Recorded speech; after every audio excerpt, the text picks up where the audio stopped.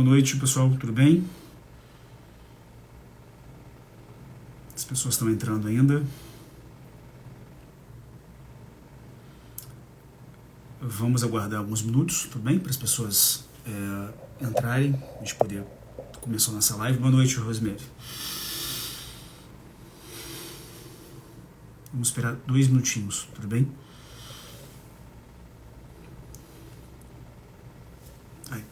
Só corrigir aqui.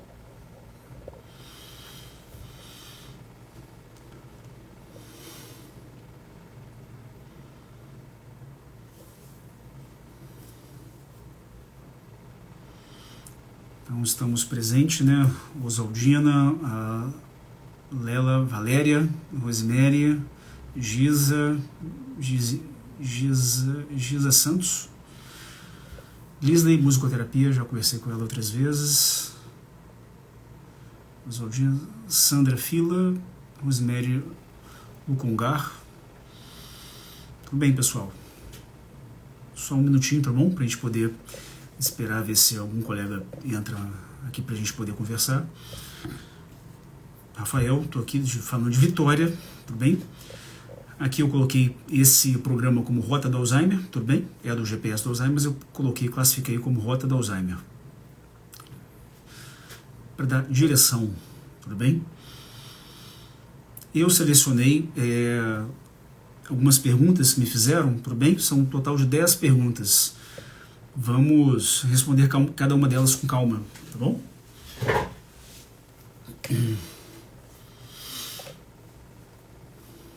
Mais um minutinho para a gente começar. Boa noite, Lisley.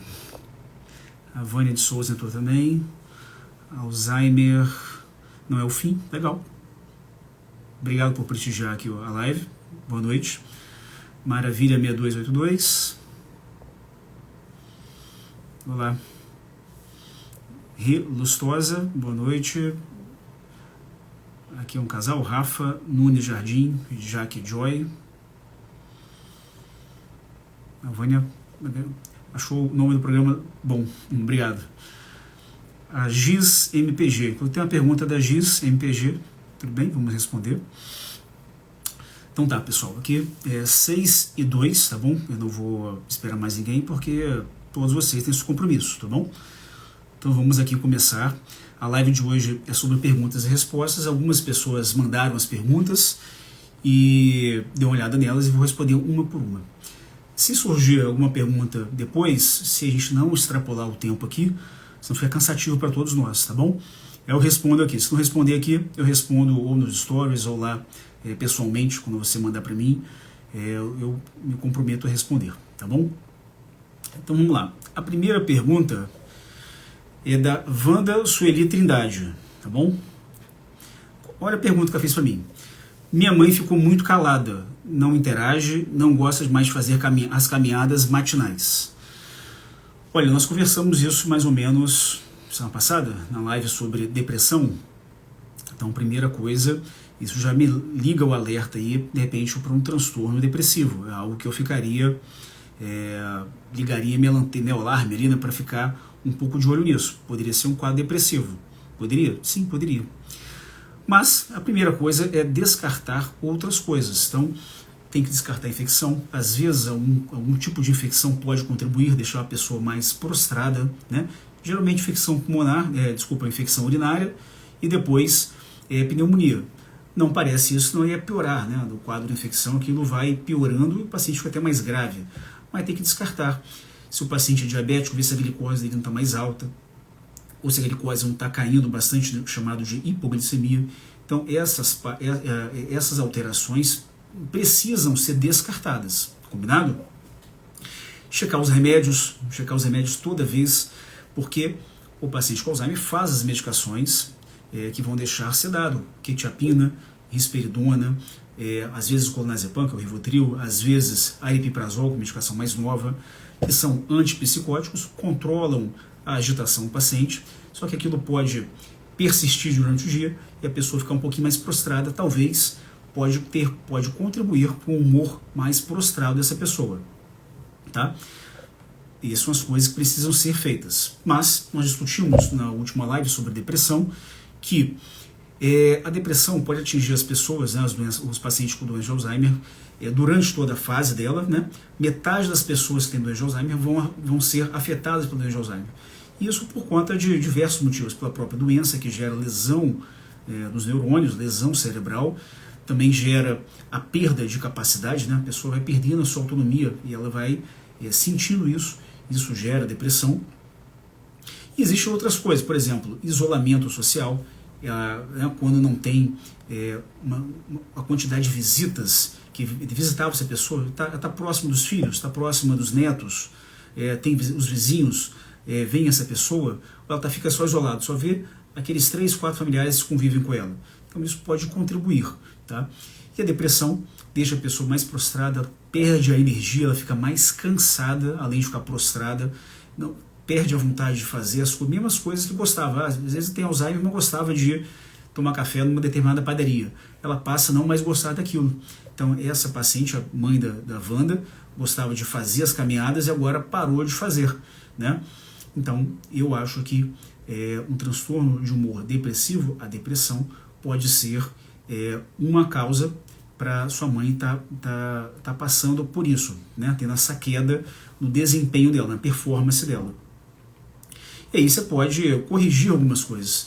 Novamente, ela está mais isolada, ela não tem recebido visitas, de repente pede para as visitas vir, ou eventualmente você pode ir na casa das outras pessoas, né, com cuidado, né, organizando para não ter muita gente. Ela consegue andar, né?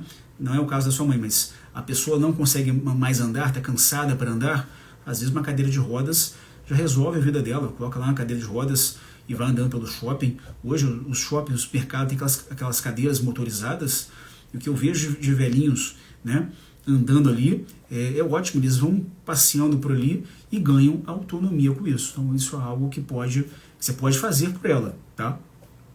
Tirando tudo isso aí, o que pode fazer por último é colocar um remedinho. Aí precisa de um colega médico, não necessariamente um neurologista, mas pode ser um psiquiatra, pode ser um geriatra ou um outro colega que entenda de pessoas idosas e principalmente de Alzheimer, que ele pode ajustar as medicações, colocar uns antidepressivos, uma dose baixinha para começar, que ela pode ter um ganho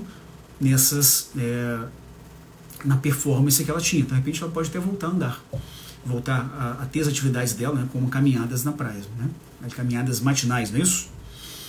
Tudo bem? Então, me parece que sim, Wanda, que pode ser um quadro de depressão, mas novamente tem que descartar as outras coisas, né? Hipotiroidismo tem que ser descartado, redução de vitaminas, vitamina B12 interfere bastante, pode deixar a pessoa mais prostrada, tá bom? São algumas coisas que precisam ser avaliadas. Toda vez que o paciente tem uma mudança do comportamento, obrigatoriamente tem que fazer uma nova abordagem desses exames.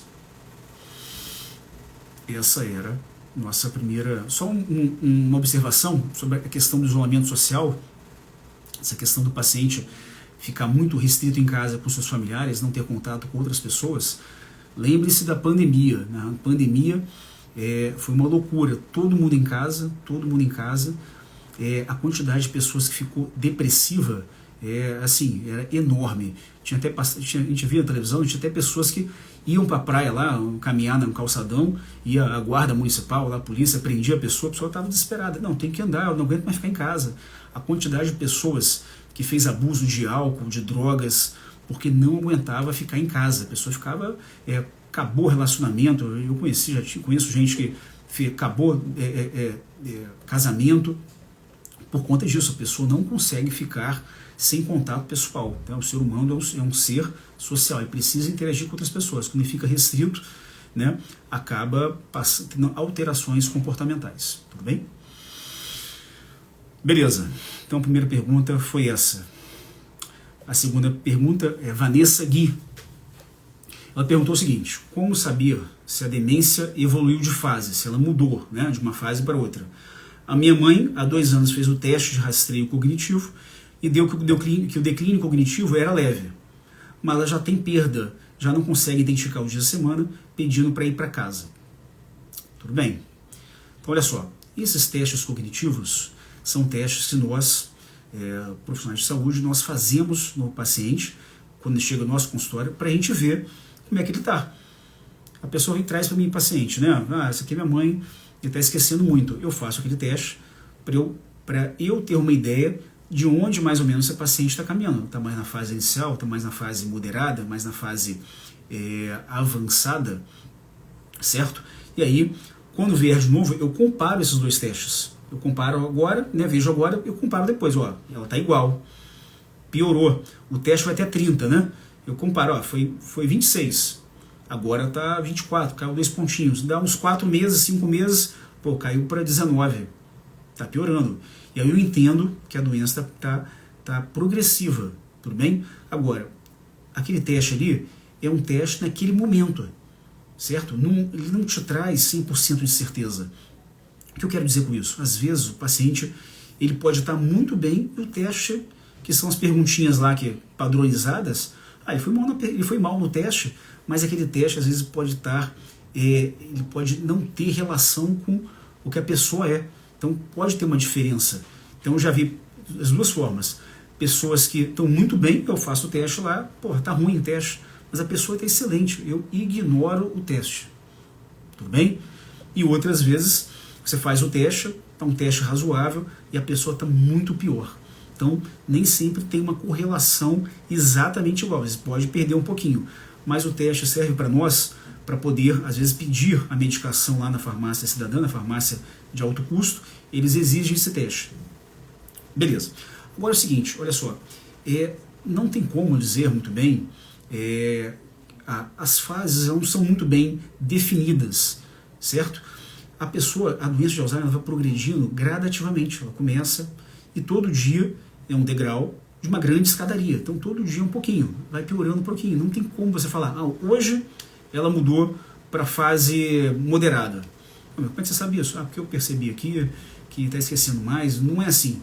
Aquilo vai acontecendo todos os dias. É uma coisa sutil, certo? Não é tão evidente. Às vezes acontece uma coisa tão abrupta que o familiar consegue. Ó, naquele dia lá aconteceu, sofreu uma queda, quebrou o fêmur. Desde então nunca foi igual. Isso acontece, certo? Mas não aconteceu nada disso. A evolução da doença vai acontecendo de forma progressiva, certo? Basta você entender, quando é que você deixou de ser adolescente? De um dia para o outro, você era adolescente lá, tinha, sei lá, 14 anos, e aí você o rapaz lá virou um homem quando fez 18 anos? Fazer 18 anos transforma o adolescente num homem? Não, uma menina de 13 anos, com 16 anos, ela se transforma numa mulher, na fase adulta? Isso não existe, isso é gradativo. Entendeu? É maturidade, né, para a pessoa normal. Então, no Alzheimer, aquilo vai acontecendo de uma forma gradativa. Não tem bater no martelo quando é que é a fase inicial, quando é que é a fase moderada, quando é que é a fase grave. Para vocês. Para nós fica um pouco mais claro, certo? Então a família percebe claramente, ela às vezes não consegue entender em qual fase ele se encontra, mas ela consegue expressar para mim exatamente o que está sentindo. Olha, doutor, até 3 meses atrás ele ia no banco, resolvia algumas coisas, tinha um pouquinho de esquecimento, agora ele está caladão, precisa de mim para tudo. Eu já entendi que já mudou de fase, não é igual o que era há 2, 3 meses atrás. Então para nós, a gente consegue identificar isso, mas não é rápido, tá? Não é de uma hora para outra. O que gera uma piora súbita é doença. Então pegou uma infecção, ficou hospitalizado, fez uma cirurgia, isso gera uma mudança na fase rápida mesmo. Isso acontece bem nítido. Mas aqui eu sintetizei algumas coisas para vocês, para ficar um pouco mais claro, para poder deixar a Vanessa aqui um pouco mais orientada. Então, fase inicial. Como é que eu identificaria a fase inicial? Fase inicial, a pessoa consegue fazer tudo e tem pouca exigência de cuidados. Então, o familiar vai contribuir pouco. Ele tem que ficar um pouquinho atento, mas ele contribui pouco. Então as pessoas ainda conseguem dirigir, se elas tiverem, geralmente têm o próprio negócio, elas podem continuar trabalhando, certo? A rotina de vida dela é muito próxima do que era antes da doença. Essa é a fase inicial. Já na fase moderada, quase tudo que a pessoa faz já vai precisar de uma ajudinha sua. Então, ele até consegue tomar banho, consegue comer, consegue se vestir, mas não dá para sair sozinho muito longe de casa, porque tem risco de se perder. Mas já ficou diferente da primeira fase. E a fase avançada, que é a terceira fase, dependência para quase tudo. Então você tem que pegar e dar comida na boca, ele não consegue comer sozinho, já começa com alteração para poder engolir, né?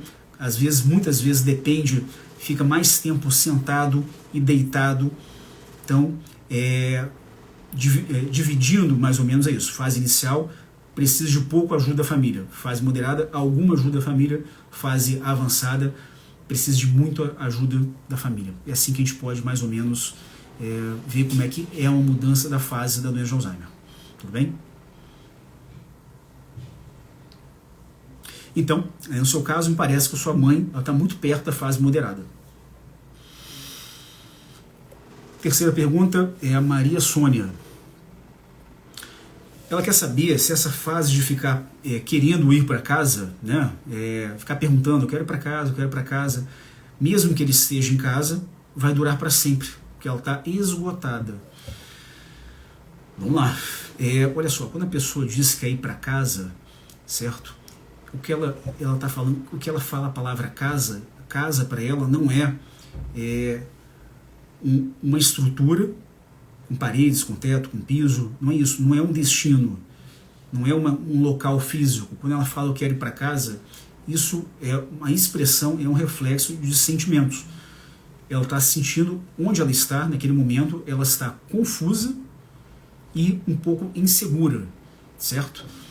Então ela lembra que a casa dela, a casa de todos nós, é onde nós nos sentimos seguros, estamos com nossa família, com nossos pais, nossos filhos, nossos irmãos, traz segurança para nós. Então quando a pessoa fala eu quero ir para casa, é porque ela não está reconhecendo o ambiente como a casa dela. Ela está muito confusa. E a gente precisa tentar, de alguma forma, trazer, resgatar a memória dela para poder mostrar para essa pessoa que ela está em casa, não? Ou próximo de casa. E aí o que você pode fazer? Se essa casa onde ela está é a casa onde ela já morava, você pode mostrar as coisas. Olha, essa aqui é a sua cama. Essa cama está aqui há 10 anos. Né? O seu banheiro é igual aqui. Esse aqui é o sofá onde você se senta. Né? Mostra objetos pessoais dele. O seu relógio está aqui. Esse é o seu relógio. Isso aqui é as roupas que você usava para trabalhar. Né? Então você vai orientando a pessoa. Você tem que se apresentar, né? Bem, pai, eu sou o Rafael, sou seu filho. Se apresente, você está aqui na nossa casa, está aqui comigo. Também dá um abraço nele. Isso vai orientando a pessoa. Agora, se ela veio, morava sozinho, morava com outra pessoa, e você buscou essa pessoa para morar contigo, aí ele pode perder um pouco a referência, né? Porque a casa onde ele está no momento é a casa diferente onde ele viveu durante tantos anos. Aí você pode novamente resgatar algumas coisas, né? Até colocar, né? Ele tinha uma poltrona onde ele sentava, né? Aquelas cadeiras do papai. Você pode, às vezes, providenciar uma cadeira igual. Ele gosta de um determinado time, coloca lá a bandeira lá do time que ele gosta. Isso pode ajudá-lo a se lembrar algumas coisas. Não precisa ser extravagante nem exagerado. Ele gostava de piano, vou trazer um piano. Não precisa ser dessa forma. Mas você pode colocar uma musiquinha no seu telefone, uma musiquinha de piano, para você ambientar essa pessoa no ambiente, correto? E essa fase não é uma fase, é uma situação que pode acontecer, geralmente acontece na fase moderada e na fase avançada. Se você conseguindo driblar isso, fazendo pequenos ajustes, você consegue reduzir a intensidade dessa fala, tá? Mas dificilmente ela vai sumir. Tudo bem? Mas o que? Bom, eu acho que é isso. Combinado? Quarta pergunta é da Vanessa Bernardo. O único problema com a minha mãe é que ela perdeu muito peso. Do resto está tudo ok. Então a pergunta dela, o questionamento dela é sobre perda de peso. Olha, perda de peso é uma coisa natural em todo ser humano. Todo ser humano vai perder peso, né? A tendência é nós envelhecermos e nós perdermos peso. E perder peso é igual a perder massa muscular. Se a gente fosse perder peso, perdesse gordura, ia ser ótimo, mas não é assim. Então todo mundo que envelhece, né, a partir de 30, 40 anos já começa a perder massa muscular e estrutura óssea. Esse é o processo natural do envelhecimento, vai perdendo massa muscular, certo? E na doença de Alzheimer há um complicador. Por quê? A pessoa está envelhecendo, então já vai perder peso, ela tem a própria doença de Alzheimer que deixa ela confusa e que altera o paladar dela, tudo bem? E e também ela fica sedentária, então ela não consegue fazer atividade física, porque a atividade física retarda o processo de perda de massa muscular. Tudo bem? Então o que vai gerar perda de massa muscular no paciente com Alzheimer? O próprio envelhecimento, né? A própria doença de Alzheimer, o sedentarismo e a má alimentação. São as coisas que vão contribuir para isso. O Alzheimer ajuda, acaba complicando, mas perda de peso por conta do envelhecimento, má alimentação e inatividade física, sedentarismo. E uma coisa que contribui muito para a perda de peso no paciente com Alzheimer é a perda de apetite, porque pelas alterações cerebrais ele não percebe o sabor dos alimentos como nós percebemos. Então o sabor não está tão realçado, tanto o açúcar quanto o sal. Então ele vai lá comer um arroz, um feijão, um bife, ele não sente a textura adequada, ele não sente o gosto como nós sentimos. E aí ele tende a comer menos, certo? Então o que a gente precisa fazer? Realçar o sabor dos alimentos. Então às vezes colocar mais temperos, sal não, porque sal pode aumentar a pressão, muito menos aquele bloquinho lá de caldo quinoa, que é veneno.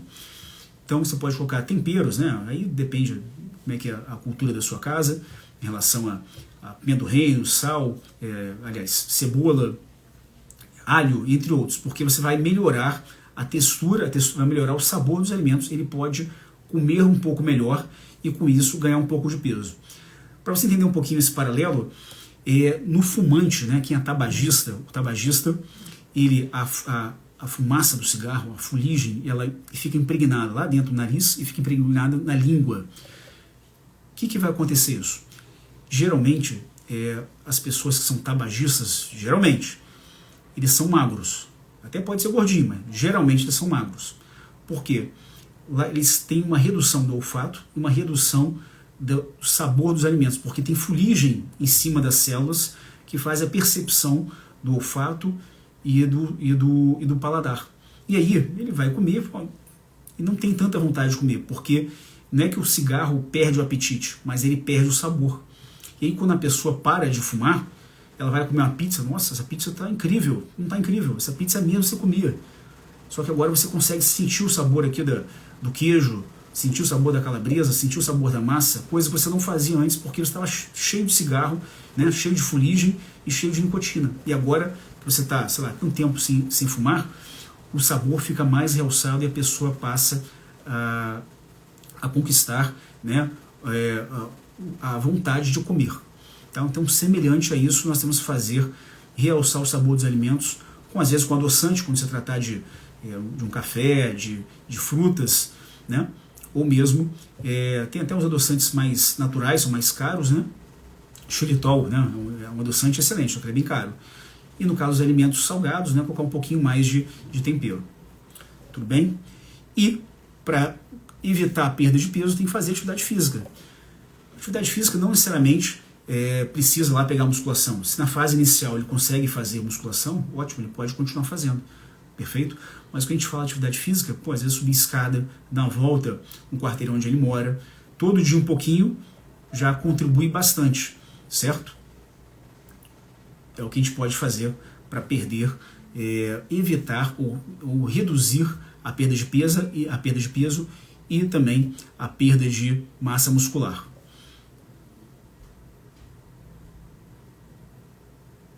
E, só para complementar, quanto mais musculatura, mais protegido essa pessoa vai ter, porque ela se protege contra quedas, melhora a forma como ela vai andar, né? Porque quem tem mais musculatura, a pessoa idosa, ela consegue ter mais equilíbrio, né?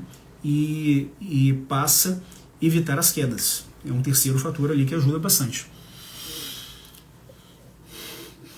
Quinta pergunta, Maria Leni Ferreira, foi a moça que perguntou para mim aqui. Uma pergunta muito curiosa. Minha mãe arrota muito. Muito curioso esse questionamento. Eu nunca vi isso. Bom, primeiro que não vejo nenhum problema nisso. Se o paciente lá arrota bastante, você pode não gostar, né? Pode ser desconfortável lá na mesa, enfim. Mas não chega a ser um problema de saúde. Tudo bem? O que gera a eructação, que é o nome correto disso aí, que é o arroto, é quando você engole ar. Quando você engole o ar vai lá para o seu estômago e às vezes ele sai em forma de eructação, de arrotos. Então uma coisa que acontece muito é quem bebe bebidas gaseificadas. Então, água com gás, refrigerante, a própria cerveja tem muito gás ali dentro, né, na espuma da cerveja. Então quanto mais esse tipo de bebida ser consumida, maior a quantidade de arrotos que ela pode dar. Mas eu não vejo nenhum problema, tá? O que você pode fazer? Evitar essas bebidas, se ela por acaso faz uso, tá? Uma coisa acontece, os pacientes não têm dentes, eles são desdentados, eles fazem esse movimento aqui, ó. E aí, nesse movimento, ele pode ingerir um pouco de ar. Se isso não for um problema, se for só uma coisa que você notou, mas mas a pessoa não fica incomodada, você não fica tão incomodada, não precisa fazer nada. Agora, se está incomodando, ele fica muito incomodado por isso, muito desconfortável por isso, aí às vezes é necessário ir lá no dentista, ver o que pode ser feito, né, para poder restaurar os dentes. Eu acho que é um trabalho que não vale a pena, dependendo como essa pessoa está. Se aquilo for piorar o estado de emocional dele, eu acho que não vale a pena. Combinado? E algumas, às vezes, muito pouquinho, um grau de ansiedade, porque a pessoa fala muito rápido. Quem fala muito rápido engole muito ar. Aí pode dar um pouquinho pode acabar rotando mais vezes. Mas isso é uma coisa relevante não, tá? Eu não começaria um antidepressivo para essa pessoa porque ela é muito ansiosa, porque ela é um pouquinho ansiosa e fala rápido. Eu não faria isso. Eu acho desnecessário expor a pessoa à medicação sem necessidade. A sexta pergunta é a GIS MPG. Por que o idoso com demência tem alucinações auditivas? E o que fazer para melhorar? Existe algum remédio que ajuda? Olha, Giz, não é comum alucinações auditivas, tá bom? Tá? Eu não costumo pegar pacientes com alucinações auditivas. Já devo ter pegado 1 ou 2 pacientes que teve isso. Mas o mais comum são alucinações visuais, tá? Acaba vendo vultos, acaba conversando com esses vultos, mas também é possível. Também podem surgir alucinações auditivas.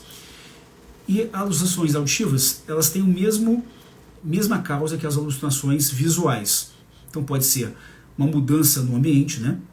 Pode estar muito escuro, então ele não está não está sendo exposto à luz solar durante o dia, não está sendo orientado pelos familiares. Hoje é segunda-feira, agora são 6h30, tem que falar isso todo dia para ele, tá bom? Você já tomou café, agora é na hora do banho, tem que orientar a pessoa, senão fica desorientada. E algumas medicações, geralmente alguns antidepressivos, geralmente amitriptilina e imipramina, contribuem um pouquinho para facilitar ter alucinações auditivas. Agora, um outro ponto sobre as alucinações auditivas é o seguinte: é muito comum as alucinações auditivas em pacientes com esquizofrenia.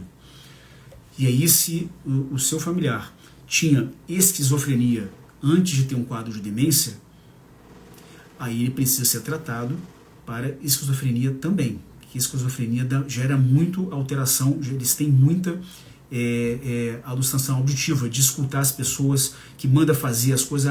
Eu quero que você vá lá e pegue isso. Eles vão lá e fazem isso, eles conversam com as pessoas. Já tive um paciente que tinha uma entidade, né, eles tinham uma determinada entidade, conversavam com essa entidade, mas geralmente é isso um paciente esquizofrênico, não é comum no paciente com doença de Alzheimer, ok? E, claro, a gente também pode usar, se for muito exacerbado isso, a gente pode usar alguns antipsicóticos para poder reduzir a intensidade desses episódios, tá bom? Mas sempre as medidas comportamentais, né, e de ambiente são melhores, porque menos efeitos adversos, quase nenhum efeito adverso, né? Já a medicação sempre vai ter algum efeito adverso, mesmo que seja mínimo, acaba apresentando. Vamos lá, a Rosinelli Lugon Garcia perguntou aqui, paciente com Alzheimer na fase moderada pode tomar diazepam? Boa pergunta. O diazepam é uma medicação que é primo do alprazolam, vocês conhecem como frontal, que também é primo do clonazepam, que é conhecido como Rivotril. Essas medicações são utilizadas para melhorar o sono, para reduzir a ansiedade, né? Para deixar a pessoa mais relaxada, para deixar a pessoa mais calma, certo? Mas eu não costumo usar muito para paciente com Alzheimer. Eu prefiro utilizar as medicações, os antipsicóticos, é o que a gente fala direto aqui, quetiapina, risperidona, aripiprazol, e não uso essas medicações, são benzodiazepínicos, né? Então, o diazepam é da classe dos benzodiazepínicos. E por que eu não uso eles? Porque eles estão muito associados ao delírio, né?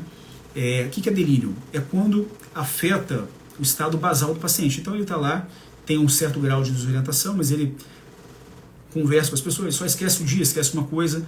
Essas medicações contribuem para ele ficar muito alterado, ou para cima ou para baixo. Então ele pode ficar muito agitado, né? Com alucinações visuais, inclusive, né? Pode ficar mais agitado, não dorme à noite, né? Com o uso regular dessa medicação. Ou ele pode ficar prostrado, semelhante a um quadro de depressão. Fica mais restrito, fica mais quietinho, não conversa com as pessoas, não quer interagir.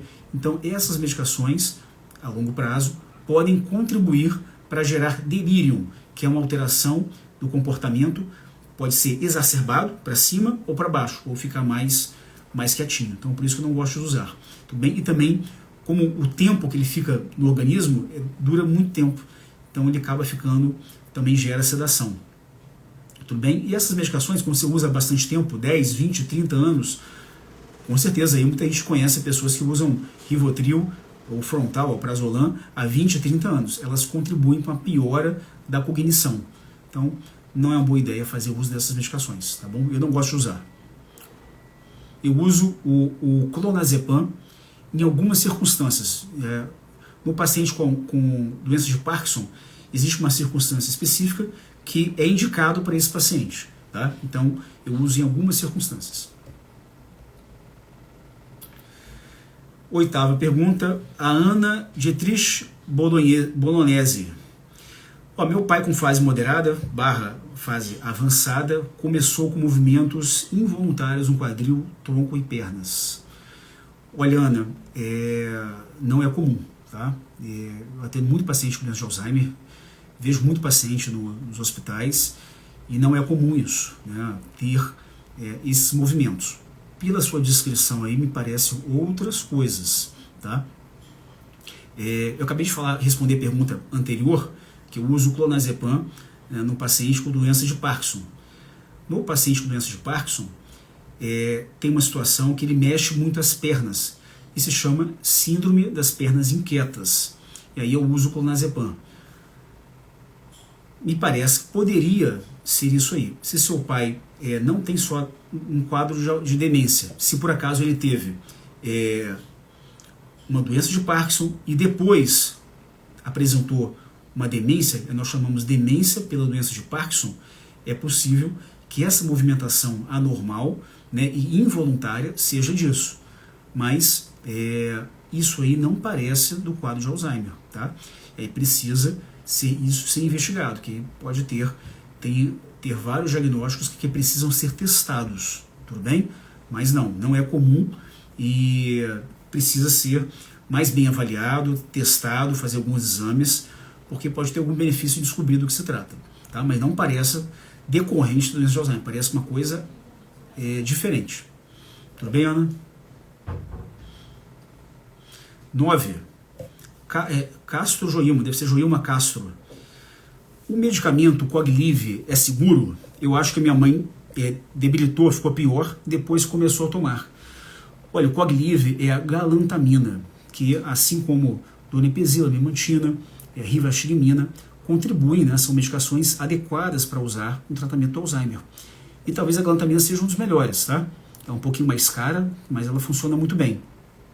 A sua mãe piorou depois do uso. Olha, o que acontece, a galantamina ela é de 8 miligramas. Às vezes, quando toma uma dose mais alta, como qualquer outra medicação, como a rivastigmina, quanto a donepezila, quanto a memantina, tomou doses maiores, o paciente não se adapta.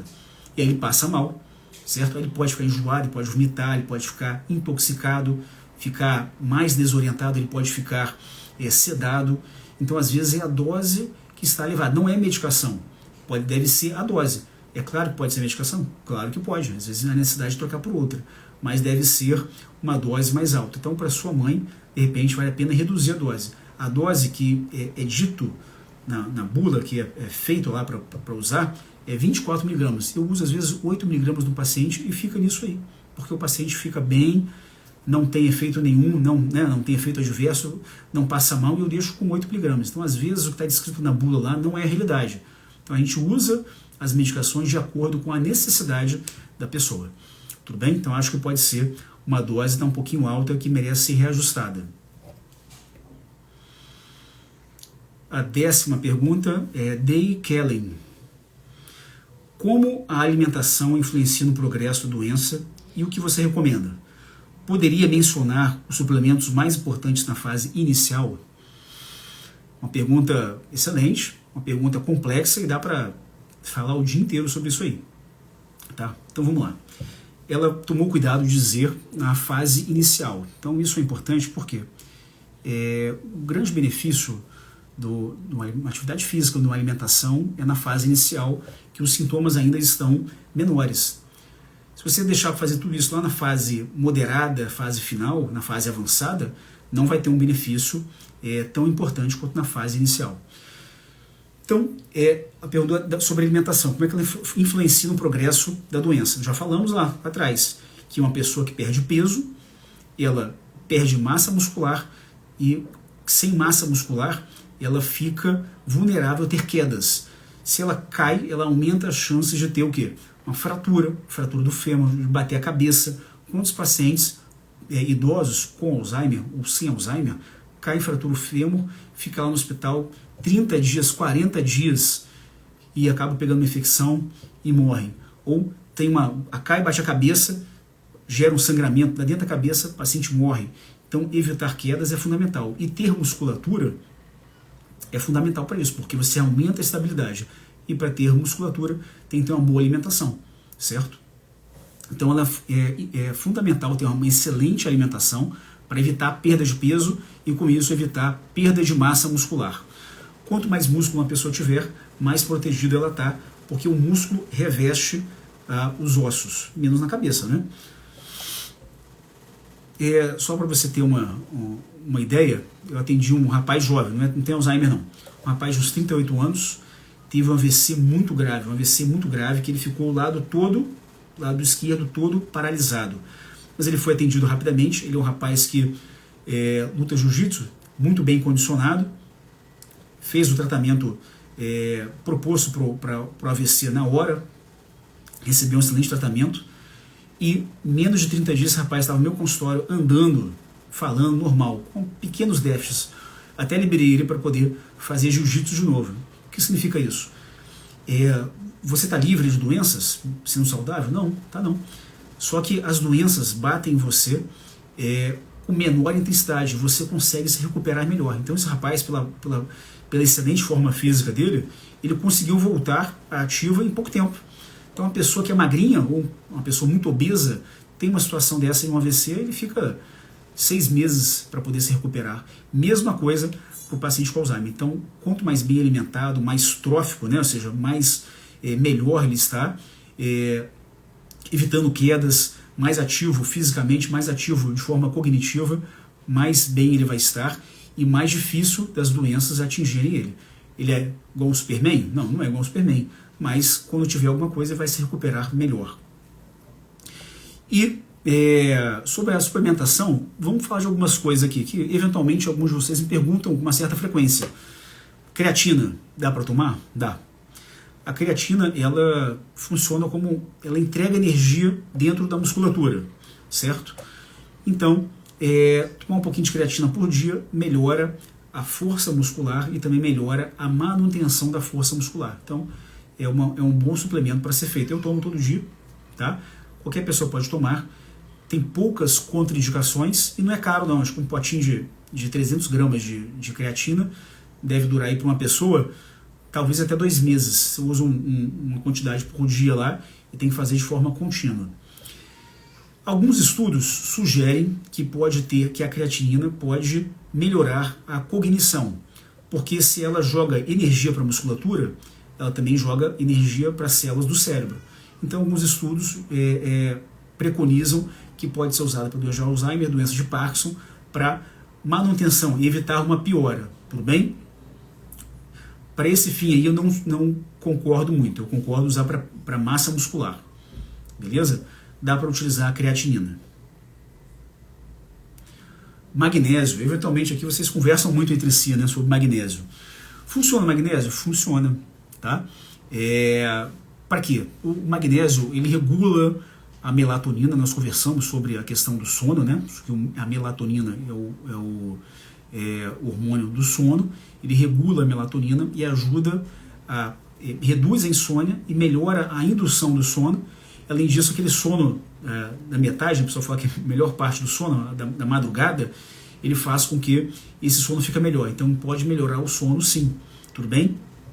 E também ele regula alguns neurotransmissores, nós conversamos, que são serotonina, entre outros, melhora um pouquinho e gera uma modulação do humor. Então a pessoa que pode evitar um pouquinho a depressão e um pouquinho a ansiedade. Eu faço o magnésio com frequência? Não, eu não faço. Por quê? Porque os pacientes chegam para mim, eles já chegam muitas vezes na fase moderada e muitas vezes já bem desorientados e agitados durante a noite.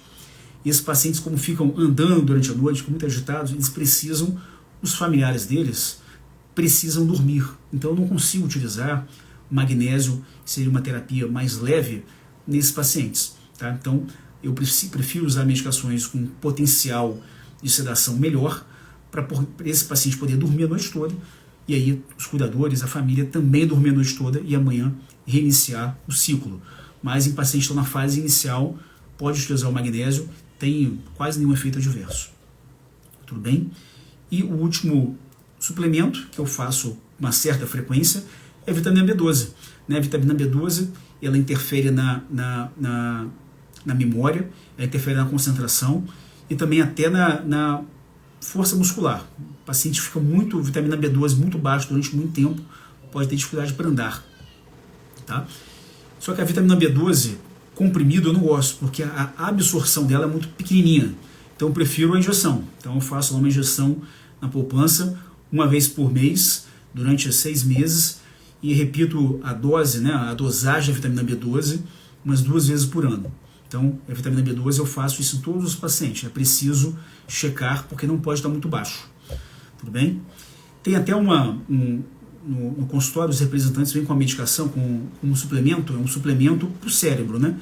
Ele é bem caro, ele tem vitamina B12, ele tem arginina, ele tem magnésio, tem outras coisas, tem creatina também, só que ele custa R$200, entendeu? Por um mês. Então assim, às vezes contribui, mas é bem carinho, tá entendendo? Então isso é um limitador, não dá para passar para todo mundo, porque as pessoas já estão muito pressionadas pela quantidade de remédios.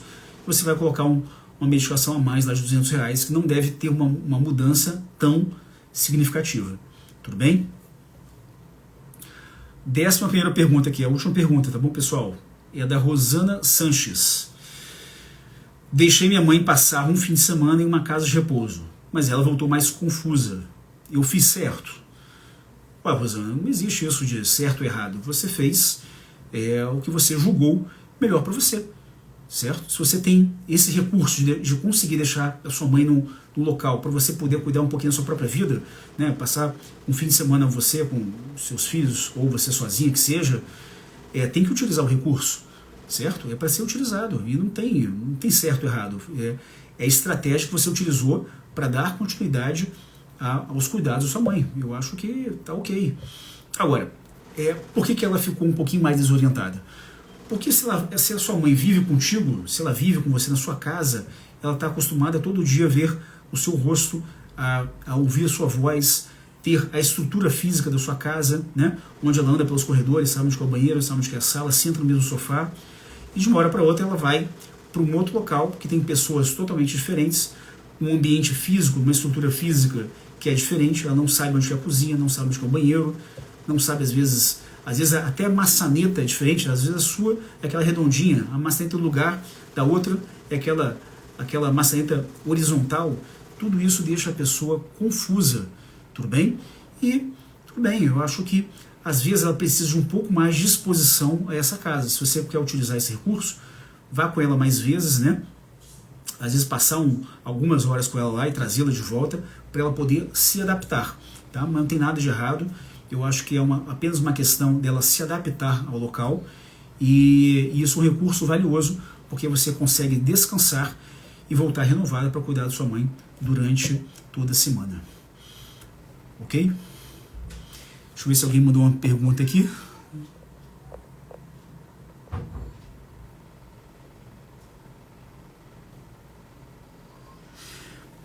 A Valéria colocou o seguinte, ó, gostaria de saber uma coisa.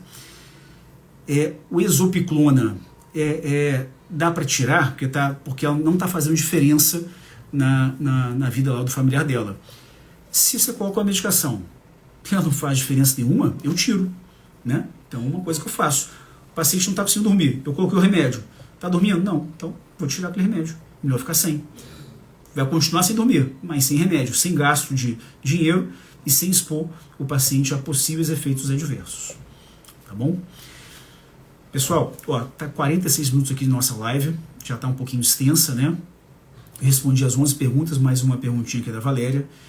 Agradeço a todos vocês a presença, agradeço por ter mandado as perguntas, e quem tiver mais perguntas vou responder ou nos stories ou diretamente, e sempre tiver uma coisa, uma pergunta, sempre respondo, nunca deixo ninguém sem respostas, tudo bem? Agradeço a presença de todos e até a próxima live, segunda-feira que vem, tá bom? Boa noite, boa semana para vocês.